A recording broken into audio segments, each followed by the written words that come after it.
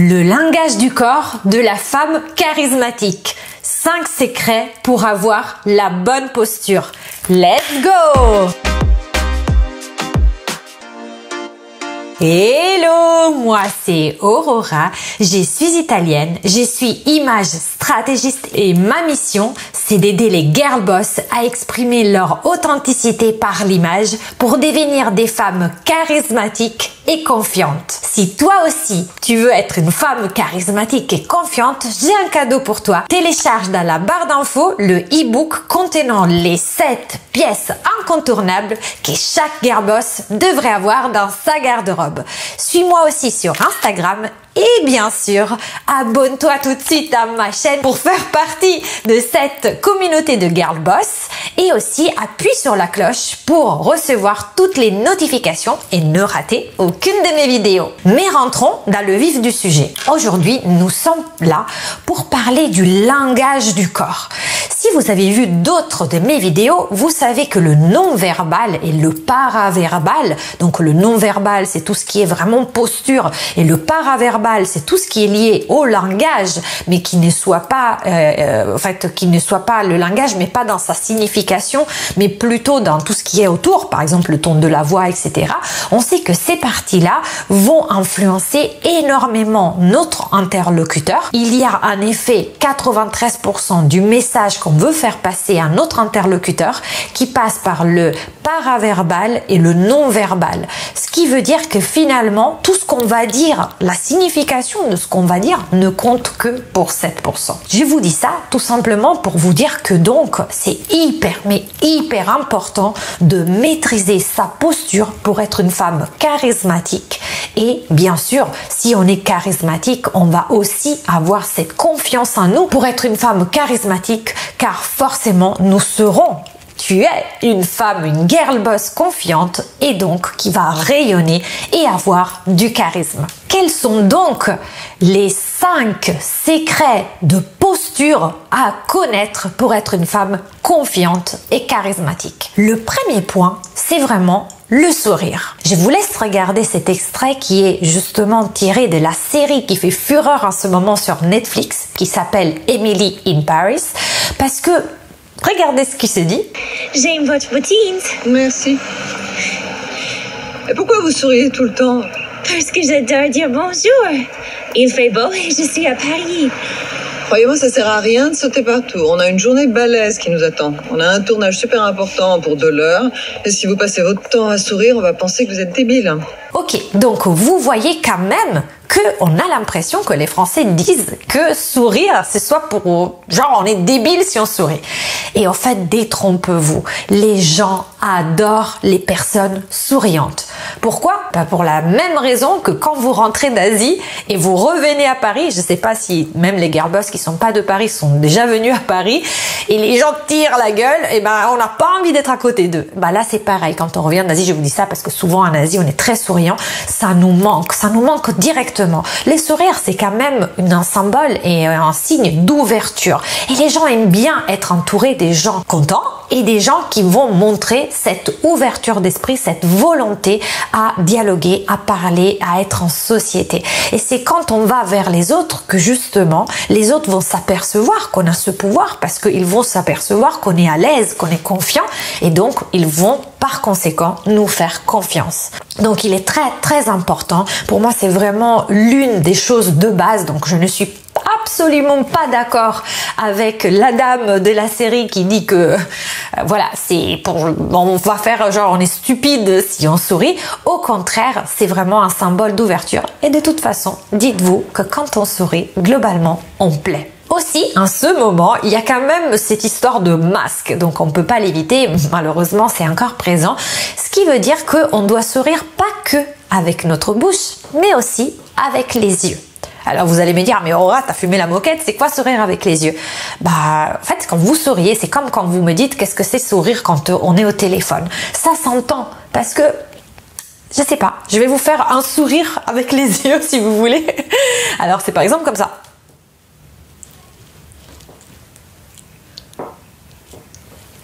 Je sais pas si je suis claire.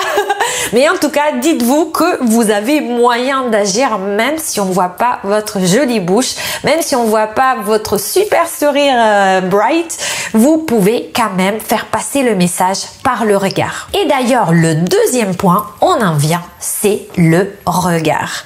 Alors le regard, c'est quoi? Ça peut être déjà comment vous allez vous comporter envers les autres, c'est-à-dire comment vous allez regarder les autres.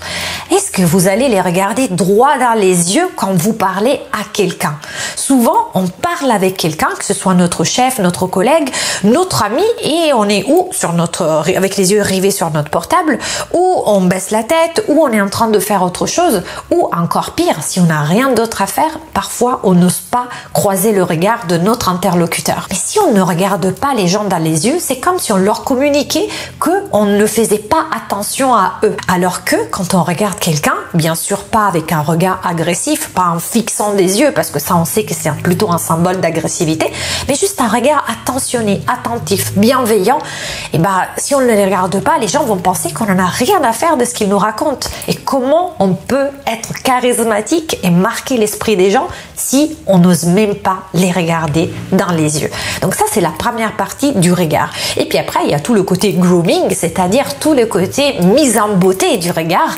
Et à ce moment-là, on pourrait parler pendant des heures. D'ailleurs, si ça vous intéresse de avoir une vidéo sur tout ce qui est plus particulièrement vraiment du côté esthétique, donc tout ce qui est rehaussement de cils, extension des cils. Franchement, j'ai fait des extensions de cils pendant 3 ans. Je peux vous en parler, vous raconter tout ce qui se passe. Et dernièrement, je fais le rehaussement de cils. Donc, si ça vous intéresse, n'hésitez pas à me le dire dans les commentaires et je serai absolument ravie de vous faire une vidéo là-dessus. En tout cas, sachez que c'est vraiment très important. Si vous deviez juste vous maquiller les yeux vite fait le matin, n'oubliez pas s'il vous plaît le mascara. Le mascara va vous ouvrir le regard, ça va vous défatiguer les yeux et ça va donc vous conférer cet air de œil de biche qui sont super mignons et qui vont faire que vous allez mettre l'accent sur votre côté féminin. Donc n'oubliez pas le mascara le matin quand vous vous maquillez, même si vous n'aimez pas mettre de fard à paupières, de crayon pour les yeux, pas de problème, mais le mascara c'est un incontournable. Ensuite, je vais vous parler de quelque chose dont on ne parle pas très souvent. En tout cas, pas dans la vie de tous les jours. On en parle parfois quand on parle de préparation d'entretien d'embauche, mais on n'en parle pas tout le temps. Et c'est la façon, donc le troisième point, c'est la façon dont on s'assoit. Alors oui, parce que, là j'ai une table devant moi, donc vous pouvez pas spécialement voir. Mais dites-vous que quand vous parlez à quelqu'un, par exemple, si vous êtes là, d'ailleurs, vous êtes là. Et moi, je vous parle comme ça. Et je suis en train de faire autre chose. Et puis après, je vous dis, ah oui, au fait, oui, tu peux faire ça, s'il te plaît? Oui, oui, ok. En fait, ça va faire comme, vous savez, Miranda dans Le Diable s'habille en Prada. Elle ne regarde jamais. Elle fait, Emily. Enfin, elle s'appelle Andrea en plus. Bon, bref. Et du coup, ça donne vraiment l'impression de ne pas calculer, encore une fois, notre interlocuteur. Et pour monter un charisme, il faut qu'on soit présente. Donc, il faut vraiment que les gens voient qu'on est présent pour eux. Et donc, encore une fois, les genoux vers notre interlocuteur. On va redresser les épaules. On va sortir aussi la poitrine parce que d'ailleurs, moi j'ai fait des cours en fait pour être chroniqueuse à la télé et à chaque fois quand on est trop pris par notre chronique, on regarde notre fiche, après on regarde la caméra et on a tendance à s'avachir. Et au fait, depuis la maison, si les journalistes du journal du 20h étaient comme ça donnerait l'impression qu'ils sont plus sur leurs notes que voués en fait à donner de la valeur ajoutée à la personne qui regarde. Donc pensez que quand vous faites un entretien d'embauche, quand vous connaissez pour la première fois quelqu'un, même si vous êtes en date avec quelqu'un pour la première fois, vous êtes au restaurant, vous le regardez, vous sortez votre poitrine, épaule en arrière et dos droit pendant tout le repas. C'est vraiment hyper important. Ça va dégager cette assurance que vous voulez manifester pour justement communiquer que vous êtes une femme charismatique. Et ensuite, tout à l'heure, on parlait du non-verbal, paraverbal et de l'importance que ça a dans la passation du message qu'on veut communiquer aux gens. Et donc, le quatrième point ultra important, c'est la voix. La voix représente justement tout ce côté paraverbal. Ça veut dire que c'est toujours du langage, mais on va pas considérer la signification de ce qu'on dit, mais plutôt comment on le dit. Et par exemple, si je commence à gueuler comme ça, vous allez dire, oh là là, cette bécasse. Vous allez dire, arrête. Et en fait, parfois, ça vous arrive aussi dans le métro d'entendre des filles avec des voix très nasales et vous dites « Oh là là là, ça me casse les oreilles ». Ou quelqu'un qui a une voix qui crie, vous savez, c'est pas agréable. Donc le fait de savoir poser sa voix, ça va, et aussi savoir poser sa voix, ça veut dire aussi faire des silences, de temps de pause. Parfois, on a l'impression qu'on doit combler le vide. Donc aussi, par exemple, on est en date ou par exemple, on est dans un entretien d'embauche et notre interlocuteur ne nous répond pas tout de suite. On se précipite pour remplir le trou, en fait, le vide. Non, laissez la pause. Laissez le silence. Même un conseil, si demain vous devez faire une réunion pour la première fois et vous avez peur de votre auditoire, vous ne savez pas comment ils vont réagir, dites-vous que parfois, si vous voulez réattirer l'attention vers vous, si vous commencez à voir que les gens commencent à se distraire, à regarder sur leur portable, vous vous taisez pendant 5 secondes. C'est magique. Je suis prof avec des girl boss comme vous qui ont 20 ans et je peux vous dire que quand les gens ne m'écoutent pas, je me tais. Après, en fonction de la réactivité des gens, ça met plus ou moins de temps pour réagir et pour s'apercevoir que la prof a arrêté de parler. Mais concrètement, ça marche dans l'entreprise. Ça peut marcher même pendant un date. Si vous voulez attirer l'attention vers vous parce que voilà, vous voyez que votre interlocuteur il est distrait ou il regarde son portable pendant que vous lui parlez et ça vous gêne. Vous arrêtez de parler. Il va tout de suite lever le regard parce qu'il va se poser la question, qu'est-ce qu'il se passe? Et donc là, vous allez encore en jeter. Vous allez reprendre le pouvoir de la conversation. Donc sachez que la voix, l'intonation, après moi je suis pas coach j'entraîne pas les gens à parler à l'oral, etc.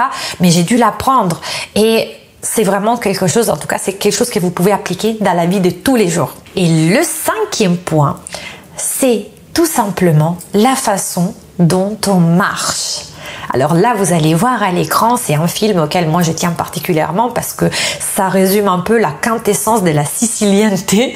Et moi, je suis sicilienne, donc j'adore ces films. C'est le film Malena avec Monica Bellucci. Et vous voyez son déhanché. Elle en fait pas trop, c'est pas un déhanché de catwalk. Et pourtant, elle est hyper sensuelle. Donc mon conseil déjà, c'est d'apprendre à marcher avec des talons. Vraiment, il faut que ce soit naturel. Il faut pas que ça fasse surfait. Il faut pas que ça fasse pam pam pam scoulette, comme on dit en italien. Il faut pas qu'on donne des coups. On n'est pas là pour être agressive. On n'est pas là non plus pour marcher comme un camionneur parce que on peut être habillé de la meilleure façon du monde avec les plus beaux cheveux et le plus beau make-up. Si on marche comme un camionneur, je peux vous dire que votre date ou votre entretien d'embauche va être foiré. Parce que, encore une fois, il faut une certaine grâce. Et ça s'apprend notamment pour marcher au talon haut. Quand on n'a pas du tout l'habitude, il faut s'entraîner.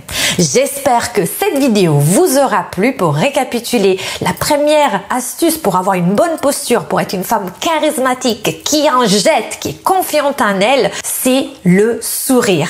Le deuxième point, c'est le regard. Le troisième point qu'on a vu ensemble, c'est la façon dont on s'assied. Le quatrième point, c'est le ton de la voix, c'est comment on pose notre voix. Et le cinquième point, c'est la façon dont on marche. Donc, si cette vidéo vous a plu, les girl boss, mettez-moi un pouce bleu pour que je continue de produire plein de contenu pour vous. Et aussi, abonnez-vous si c'est pas déjà fait. Appuyez bien sûr sur la cloche parce qu'à ce moment, YouTube fait un peu des caprices et donc n'envoie pas dans le feed des gens si vous n'avez pas appuyé sur la cloche. J'ai publié pratiquement tous les jours en ce moment parce que j'ai vraiment envie que cette communauté de girl boss s'agrandisse tous les jours. Donc abonnez-vous, suivez-moi aussi sur LinkedIn, ça me ferait plaisir, et sur Instagram. Je vous dis ciao con un bacio et alla prossima!